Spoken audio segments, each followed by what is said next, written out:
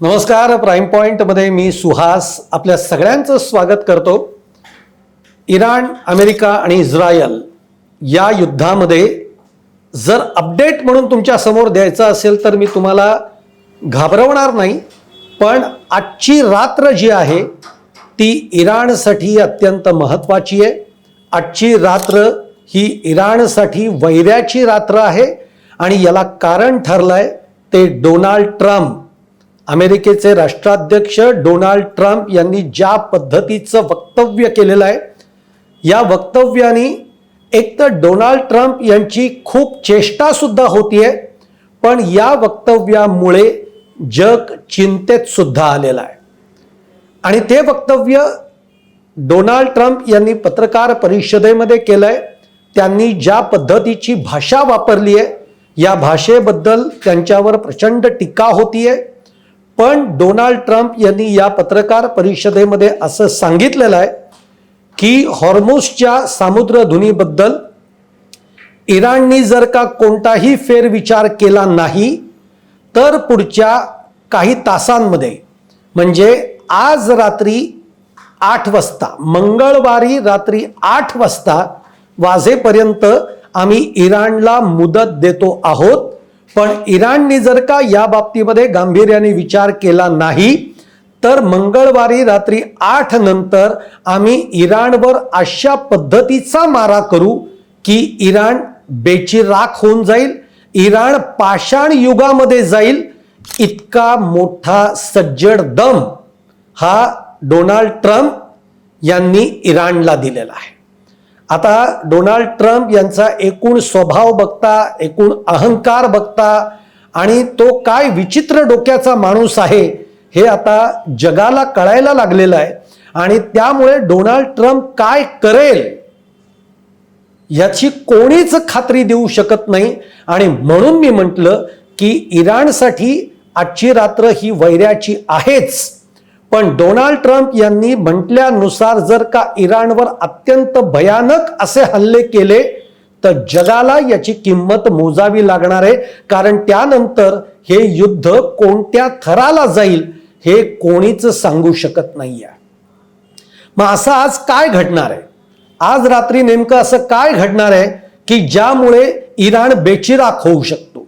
Donald Trump असं म्हणालेले आहेत की जर का आज रात्री 8 वाजेपर्यंत सामुद्रधुनीच्या बद्दल इराणनी जर का निर्णय घेतला नाही, ही सामुद्रधुनी तुम्ही खुली करावी सगळ्यांसाठी, पण जर तसं केलं नाहीत तर आम्ही इराणमधले जे महत्वाचे ब्रिजेस आहेत, म्हणजे पूल आहेत, हे पूल आम्ही उद्ध्वस्त करून टाकू. त्यानंतर इराणमधले जे इलेक्ट्रिक प्लांट्स आहेत ते आम्ही उद्ध्वस्त करून टाकू. त्यानंतर जे काही रिफायनरीज त्यांच्या आहेत त्या आम्ही उद्ध्वस्त करून टाकू. म्हणजेच काय तर पूर्णतः जनजीवन जे आहे ते ठप्प करून टाकू. एक लक्षात घ्या, ब्रिजेस आम्ही उडवून टाकू, रस्ते उडवून टाकू, म्हणजे जे काही ट्रान्सपोर्ट आहे, जो काही दळणवळण आहे तो सगळा ठप्प झाला. इलेक्ट्रिक प्लांट्स आम्ही तुमचे जे आहेत ते आम्ही उद्ध्वस्त करून टाकू. म्हणजेच काय तर इराण हे पूर्णतः अंधारामध्ये बुडून जाईल. त्याच्यानंतर मग सगळ्या यंत्रणा ज्या आहेत या कोलमडून पडतील, संपर्क करता येणार नाहीत आणि ज्या यंत्रणांवर सगळं महत्वाचं काम सुरू आहे हे सगळं ठप्प होऊन जाणार आहे. त्यानंतर त्यांचे जे रिफायनरी प्लांट्स आहेत, ज्या प्लांट्समधनं त्यांचं जे तेल आहे, ज्या शुद्धीकरणाचे जे सगळे प्लांट्स आहेत हे आम्ही उडवून देऊ. आणि त्यामुळे हे जर सगळं घडलं तर अक्षरशः इराणचं कंबरड मोडू शकतं. आणि अशी जर का इराणची अवस्था झाली तर याचे परिणाम हे जगावर सुद्धा उमटल्याशिवाय राहणार नाहीये. आता आज मंगळवारी रात्री 8 वाजता म्हणजे भारतीय वेळेनुसार बुधवारी सकाळी 5:30 ही काहीतरी वेळ आहे. म्हणजे बुधवारी सकाळी 5:30 वाजल्यापासून अमेरिका इराणवर अत्यंत भयानक हल्ले करण्यासाठी आता सरसावलेली आहे. या दरम्यानच्या काळामध्ये नेमकं काय चालू आहे? काय दोन्ही देश गप्प आहेत, तिन्ही देश गप्प आहेत असं नाही, किंवा इतर काही देश गप्प आहेत असंही नाही आहे.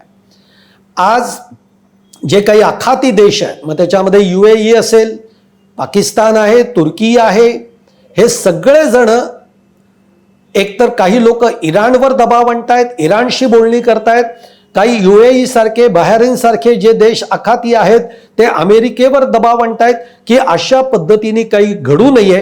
कारण आज दुपारची बातमी अशी आहे की सौदी अरेबिया आणि बहरीन यांच्यामध्ये जो एक ब्रिज बांधलेला आहे, या दोन देशांमधला जोडणारा जो एक ब्रिज आहे, जो अत्याधुनिक ब्रिज आहे, तो ब्रिज आज बंद करण्यात आलेला आहे वाहतुकीसाठी.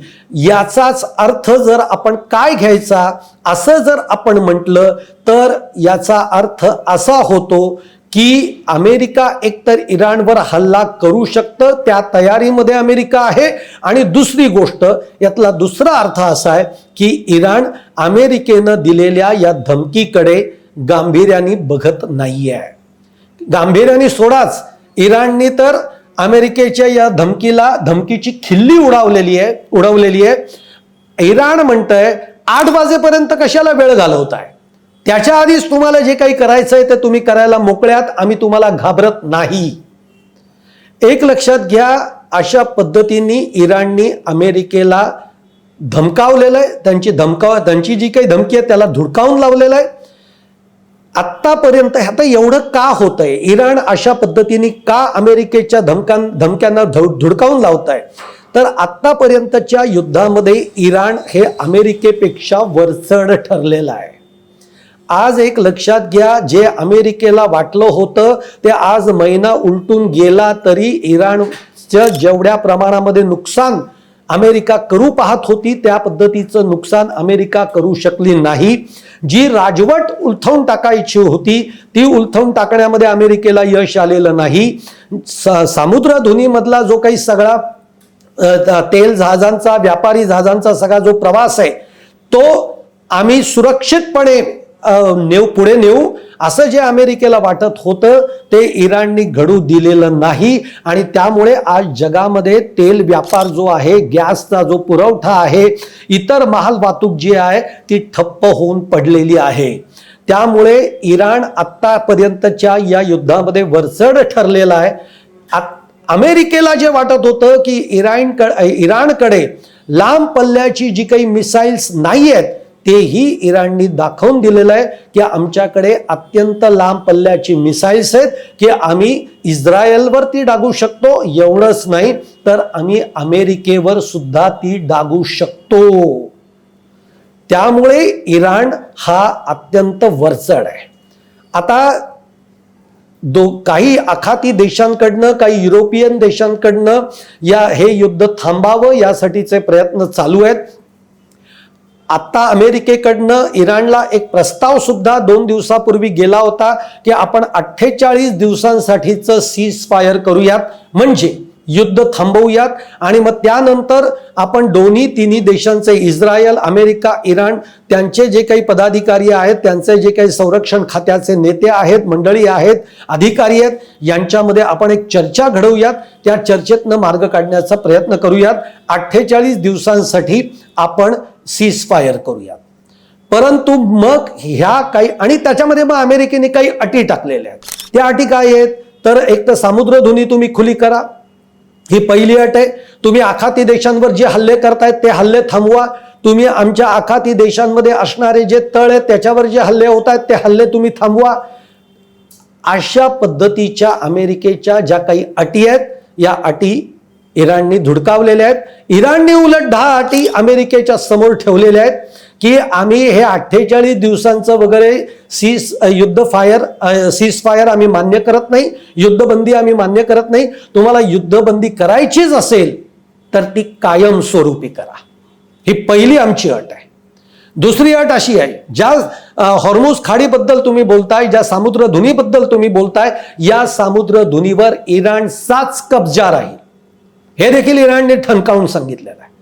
तिसरी गोष्ट, तुम्हाला जर का युद्ध थांबण्याची खरंच एवढी जर का इच्छा असेल तर आज या युद्धामध्ये इराणचं जे प्रचंड नुकसान झालंय ते नुकसानाची भरपाई अमेरिकेनं द्यावी, ही तिसरी मागणी त्यांनी केलेली आहे. चौथी मागणी त्यांनी केलेली आहे की आखाती देशांमध्ये जी काही तुमची अमेरिकन जी तळं तुम्ही उभारलेली आहेत ती तिकडनं तुम्ही हलवा, ही चौथी मागणी त्यांनी केलेली आहे. त्याच्यानंतर वारंवार ज्या पद्धतीने आमच्यावर हल्ले अमेरिका करतेय, याच्या पुढच्या काळामध्ये अमेरिका एकही हल्ला आमच्यावर करणार नाही, या अटी अमेरिकेने मान्य कराव्यात. जर अशा पद्धतीच्या अटी अमेरिकेला मान्य असतील तर युद्धबंदीचा विचार केला जाईल, अन्यथा आम्ही तुमच्या धमक्यांना भीक घालत नाही. तुम्हाला जे काही करायचं आहे, जे काही उखडायचं आहे, अगदी या भाषेमध्ये इराण अमेरिकेला बोलताय, तुम्हाला जे करायचंय ते करा, आम्ही घाबरत नाही. एक लक्षात घ्या, अमेरिकेने यापूर्वी सुद्धा इराणमध्ये ज्या पद्धतीचा अणुप्रकल्प उभारला जातोय यासाठी अनेकदा हल्ले केलेले आहेत. पण आज इराणमधले अणुप्रकल्प थांबलेत का? कोणालाच माहित नाही. इराण म्हणते आम्ही करत नाही, इराण म्हणते आम्ही थांबवलेले आहेत. मग इराण असंही म्हणत होतं आतापर्यंत की आमच्याकडे लांब पल्ल्याचे क्षेपणास्त्र नाहीत, पण इराणने एक क्षेपणास्त्र दिवोगोर्शिया म्हणून जे बेट आहे, जे जवळपास 4,500 किलोमीटर आहे, या बेटावर सुद्धा मिसाईल्स डागलेला आहे. अर्थात त्याचा उपयोग झाला नाही, अमेरिकेनं ते हाणून पाडलं, पण तिथपर्यंत मिसाईल जाऊ शकतं. आतापर्यंत इराण म्हणत होतं की आमच्याकडे 2,000 किलोमीटरच्या पल्ल्यापर्यंतच मिसाईल्स आहेत, पण 4,500 किलोमीटरच्या पल्ल्यावर सुद्धा इराणचं क्षेपणास्त्र जाऊन धडकलेलं आहे. याचा अर्थ इराणकडे एवढ्या लांब पल्ल्याची क्षेपणास्त्र आहेत. मग यावरून त्यांच्याकडे अणुसज्जता कशावरनं नसेल, आणि म्हणून जर आज रात्री अमेरिकेकडून जर का भयंकररित्या काही हल्ले करण्यात आले तर इराण सुद्धा काय हल्ले करेल सांगता येत नाही. आणि ही जर स्थिती झाली, अशा पद्धतीचे आज हल्ले झाले, तर याची किंमत इराणला तर मोजावी लागणारच आहे, पण ती जगालाही मोजावी लागणार आहे. आज जर विचार केलात तर जगातले तेल महागलंय. आज $114 प्रति बॅरल इतकं हे तेल झालेलं आहे, जे 60-70 बॅरल प्रति लिटर अशा पद्धतीने होतं, ते आता 114 वर गेलेलं आहे. म्हणजे याच्या पुढच्या काळामध्ये जगामध्ये अनेक ठिकाणी पेट्रोलच्या किमतींचा भडका उडतोय. अजून सुदैवानं भारतामध्ये ही स्थिती नाही, पण आणखीन जर का हे युद्ध अशाच पद्धतीनं चालत राहिलं तर भारतामध्ये सुद्धा पेट्रोल डिझेलच्या किमतींचा भडका उडणार आहे. सामान्यांचं कंबरड मोडून जाईल. याशिवाय आज आपल्याकडे सगळ्यात मोठी चिंतेची गोष्ट काय आहे तुम्हाला माहिती आहे? आपल्याकडे शेतीसाठीचं जे खत आहे, हे खत सुद्धा आपण आयात करतोय, ते खत अडकून पडलेलं आहे. खतं आपल्याकडे नाही आहेत. युरेनियम म्हणून जे काही खत आपल्याकडे येतं, युरेनियमची खतं अडकलेली आहेत. याचा अर्थ, याचा परिणाम आपल्या शेतीवर होणार आहे. उत्पादन कमी झालं तर किमती वाढणार आहेत, म्हणजे आजच्या रोजच्या आपल्या जेवणाच्या ताटाची किंमत सुद्धा वाढणार आहे. गॅस वाढणार आहे, गॅसच्या किमती वाढणार आहेत. आज गॅसचा तुटवडा अनेक ठिकाणी जाणवायला लागलेला आहे. शहरांमधनं तो जरा कमी जाणवत असेल, पण तुम्ही गावागावांमध्ये गेलात तर गॅसचा तुटवडा जाणवतोय. आणि हे युद्ध असंच जर चाललं आणि आज जसं अमेरिकेने धमकी दिलेली आहे त्या पद्धतीने अमेरिकेने जर का प्रचंड मोठे हल्ले केले तर याच्या पुढच्या काळामध्ये गॅसचा तुटवडा निर्माण होणार आहे. त्याच्या किमती सुद्धा गगनाला भिडू शकतात. याचाच अर्थ जगावर आर्थिक मंदीचं संकट हे आता घोंगावत आहे. आणि म्हणून म्हटलं की आज रात्री, मंगळवारी रात्री 8 वाजता जर का अमेरिका इराणवर भयंकररित्या जर हल्ले करणार असेल, जसं ट्रम्प म्हणतायत, जर तसं झालं तर इराणला तर किंमत मोजावी लागेलच, पण जगाला सुद्धा, जग सुद्धा आर्थिक संकटामध्ये येऊ शकतंय. आणि म्हणून हे आता पुढचे जे काही 12-13 तास चालू आहेत, ही काही जगामध्ये शांतता नाहीये. सातत्याने तासागणिक आज अमेरिका, इस्रायल आणि इराण यांच्यामध्ये मध्यस्थीचे प्रयत्न अनेक देश करतायत. आता त्यांना यश येतंय का नाही, ते सफल होतायत का नाही, हे अवघ्या पुढच्या 12-13 तासामध्ये आपल्याला कळणार आहे. म्हणजे सकाळी 5:30 वाजता भारतीय वेळेनुसार सकाळी 5:30 वाजेपर्यंत जर या 3 देशांमध्ये शांततेच्या दृष्टीनं, युद्ध थांबवण्याच्या दृष्टीनं जे काही आज मध्यस्थी देश करतायत, त्या देशांना जर का यश आलं तर आपण देवाकडे प्रार्थना करूयात की खरंच हे अतिशय चांगली गोष्ट घडली. पण तसं नाही झालं तर मात्र जसं मी म्हटलं तसं भयानक स्वरूप हे जगाला भोगावं लागणार आहे, बघावं लागणार आहे. कारण त्यानंतर हे युद्ध कोणत्या दिशेने जाईल, मग यामध्ये चीन उडी घेऊ शकतं का? कदाचित चीन उडी घेऊ शकतं, यामध्ये रशिया उडी मारू शकतं. आणि तसं झालं तर 3ऱ्या महायुद्धाकडे सुद्धा याची वाटचाल सरकू शकते. आणि जे आज रोजी कोणालाच परवडणारी गोष्ट ही नाही आहे. त्यामुळे इराण नेमका आता काय निर्णय घेत आहे, इराण या गोष्टीकडे गांभीर्याने बघेल का, अमेरिका याचा सगळ्याचा विचार करेल का, आणि जे देश या सगळ्यामध्ये मध्यस्थी करतायत त्यांची मध्यस्थी ही यशस्वी होईल का, हेच बघणं केवळ आपल्या हातामध्ये आहे. अवघे 13-14 तास जे काही शिल्लक राहिलेले आहेत ते शिल्लक राहिलेले आहेत. अन्यथा ही रात्र ही वैऱ्याची रात्र आहे असं म्हणायला हरकत नाही. तुम्हाला माझा हा व्हिडिओ आवडला असेल तर लाईक करा, शेअर करा, चॅनल सबस्क्राईब करायला विसरू नका आणि तुमच्या देखील कमेंट या कमेंट बॉक्समध्ये जरूर टाका.